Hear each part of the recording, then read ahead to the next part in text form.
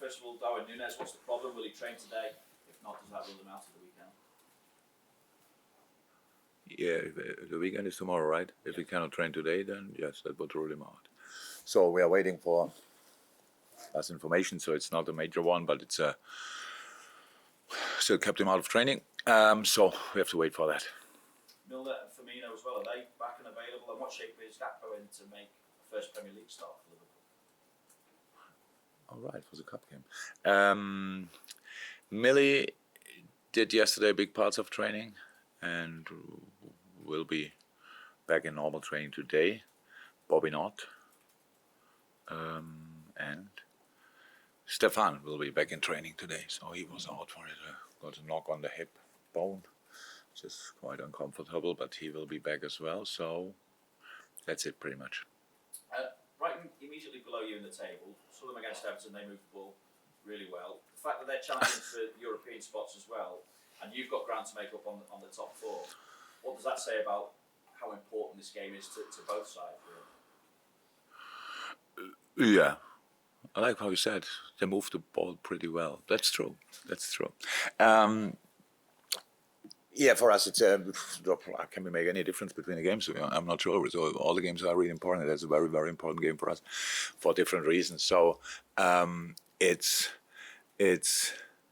interesting. So the second part of the season or after the World Cup, we start now 2 wins, then we lose a cup game, and then we draw a cup game. Is that right? A little bit like that, and no, we lose a league game and then we draw a cup game. So it's kind of mixed, but it's not. The results are the results, but of course there were parts of performances we didn't like. That's true as well. And yes, we have problems. Everybody knows with injuries, these kind of things, but we still could have done better. We could have used our opportunities better and all these kind of things. So that's what we are constantly working on. Obviously it's really tricky. The squad is not the biggest in a moment, so you have to be really careful with the games coming up and all these kind of things. But still, the training week was really good. I liked it a lot. And Brighton requires a specific kind of respect because I don't think anybody underestimates them anymore, but still it's just important to know that they are. And who would have thought that the possession stats could increase after Potter happened? So Mr. Serbi is obviously loves to have the ball as well, and so they are really playing good stuff and full of confidence. If you want no pressure, I would say if they would qualify for Europe, it would be massive, absolutely massive, and these kind of things. So it's a different situation, but for sure. But it's we have the opportunity to go there and cause them real problems.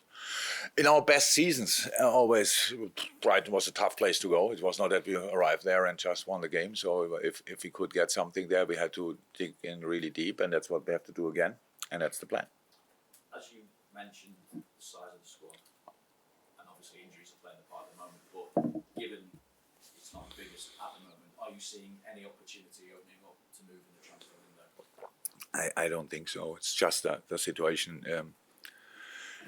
It's like it is, and for me, I'm not there now to constantly. I have to talk about it because you asked me about it, so that's it. But in the end, my job is to do to use the boys we have. So that's it. And I've absolutely no problem. I like the teams we line up, all these kind of things. But then when we start changing, you realize so up front there's not that we don't have now 3, 4, 5 options. So, and if we have options, they get pretty young immediately, which is fine. But that's a situation, and you cannot solve all problems in a transfer window. I know.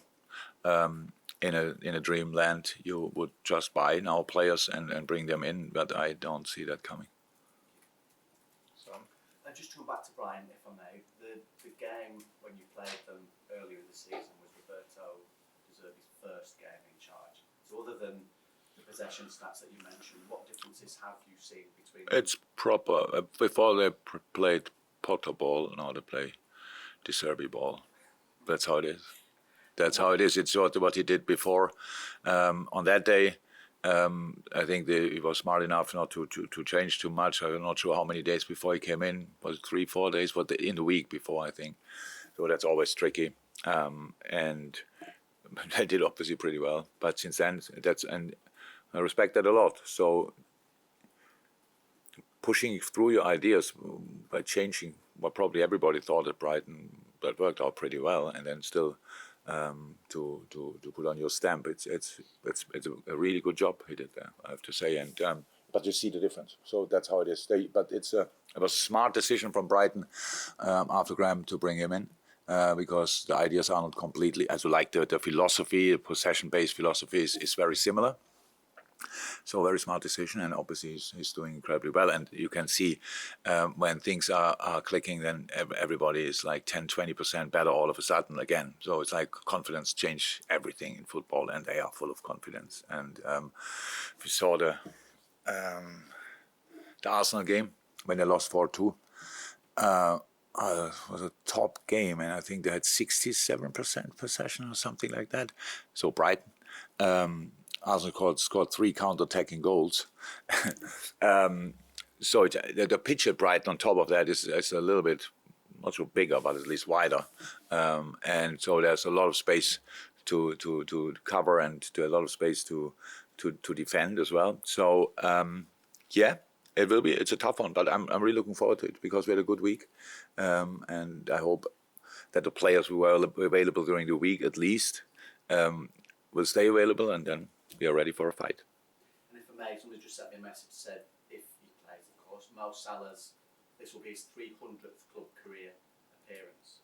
So I suppose if we're going back to his first game, the comparisons from when Mo first arrived and that 3-3 draw against Watford to where he is now. The 3-3 against Watford was Mo's first game. That was his debut, I think, wasn't it? Yeah. Okay. Yeah, a few things happened in between then and now. So, yeah. Oh my God, what a journey. Yeah, I would say his dreams and our dreams came true in that period, but it's not over yet. Mo looks more sharp, more is fit. So that's all good still, after all these years, after all these games, and that's very important. The most important thing is that he's really available pretty much always. That means, of course, if you have to play that amount of games, that sometimes your performance drops here or there, but it doesn't happen too often. And so, yeah, I think it was a perfect match. Nobody knew that then, but we all were hoping for it, and obviously that happened.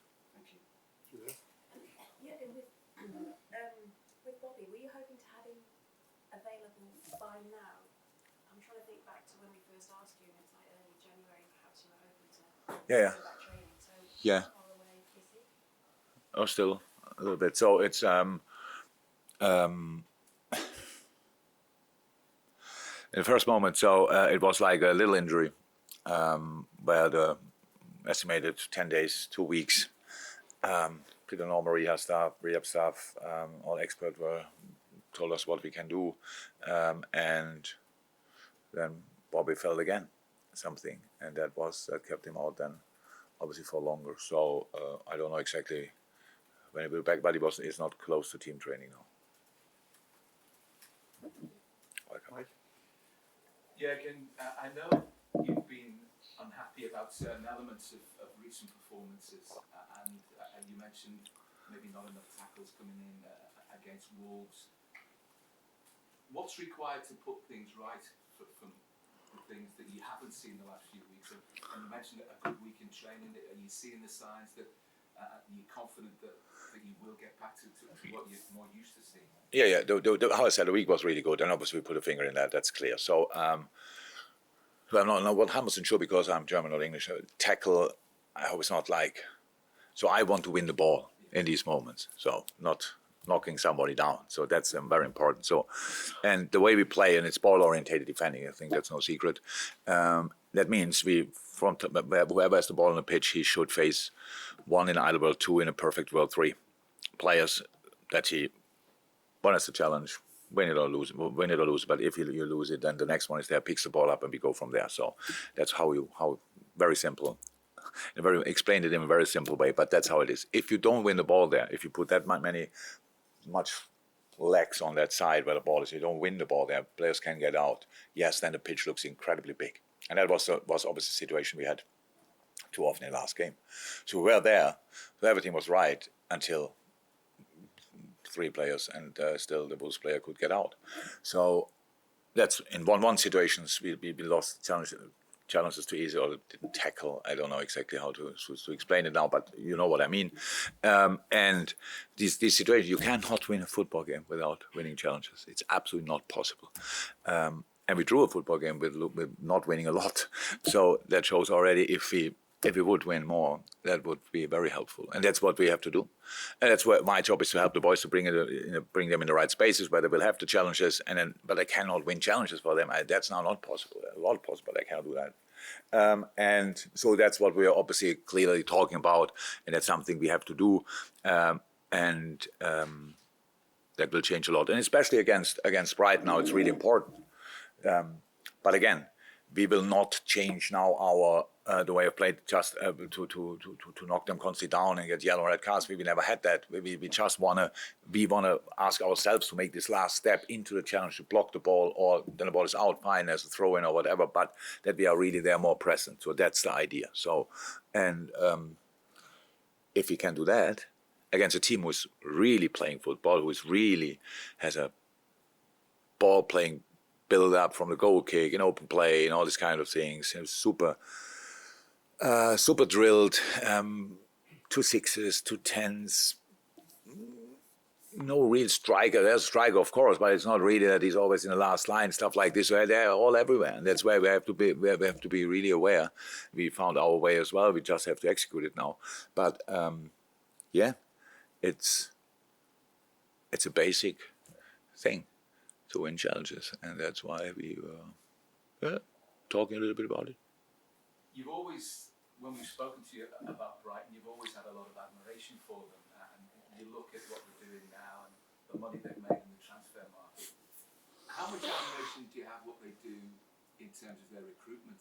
Because if you look just even recently, the Ecuadorians and Caicedo and Sarmiento, Estepinian, and names that you probably are aware of, but lots of people aren't until they arrived here. And Matoma, who came on at Anfield and looked really, really good. They do well, don't they? Yeah. No. How do you think they're able to do that? Smart scouting. It's not that it's not all. We knew the players. That's how it is. But it's all about necessity. Do you need a player in this moment or stuff like this? So that's not only not fair to us, it's not fair to anybody else, because it's all about you. You cannot look for a 6 when you need a striker and the other stuff. But they do really well, and obviously the connections to South America are obviously pretty good. But maybe in the future Chelsea will have these connections. I don't know. But a lot have changed since then. But it's no, you cannot with the stadium. No international football, usually stuff like this, you cannot develop without making really smart decisions. But you can have all these things and make like international duties and stuff like, and still making smart decisions. And I think we did quite a few as well. So, but of course, in this moment, we don't look like the I don't know the I cannot say that because that would probably. It's not appropriate anymore, probably. So we are not the most shiny star because we don't play the exactly the football people expect, or we expect as well. But we have good moments, and we have to fight through this. And we have more problems than other teams in this moment. Not even 3 or 4% of them are really we are really responsible for it. Just things happen like they happen. If it starts in a bad way, like for us in the start of the season, so since then we try to or we have to deal with injuries in decisive positions. We had midfield crisis, now attackers not there, stuff like this. It's really not easy in a moment, but for us it's still, and for me especially, it's still just a job to do, and we do that. And you always have to. There's the good thing is you only have to find. There are millions of ways to win a football game. You only have to find one, and I'm still confident we can find that, and that's what we are working for. But it's now not.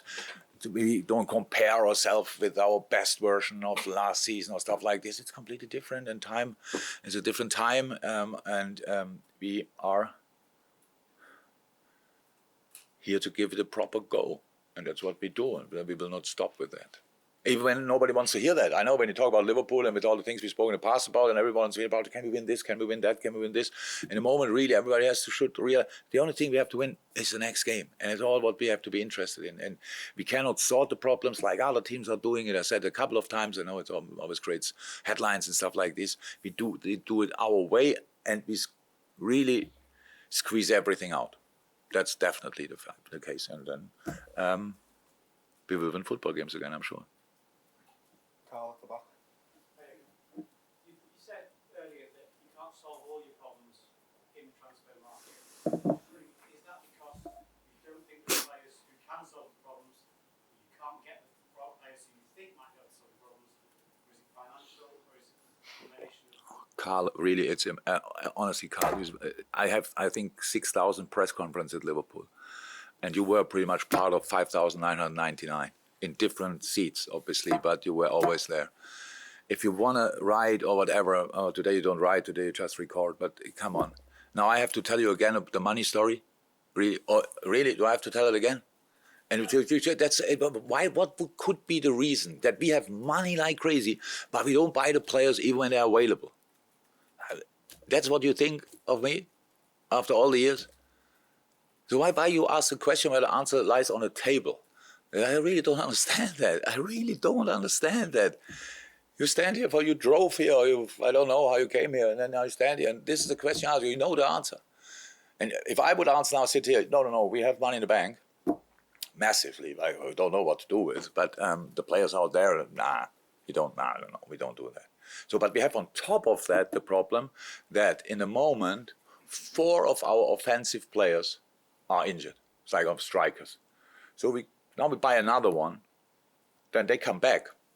Thankfully, not tomorrow, but they will come back. Darwin soon, the others a little bit later, and they come back. And we have 7 strikers then. We couldn't even put them all on a Champions League list. They have to make a decision of who goes on, the new one or the other ones and stuff like this. So it's just not that easy. That's why I say you cannot solve the problems, especially with injuries. Injuries, that's the main big shadow on over all of us, that we really, because you cannot solve it in a transfer window. Sometimes you have to, but usually we just have to get through until the boys come back, and then you can use them again. So that's how it is. That's why in the ideal world, in our best season, we didn't have a lot of injuries, and it was much more intense than it's now, and all these kind of things. But now we have them, and now we have to deal with that. But the transfer market is not, for us in this moment, obviously not the solution.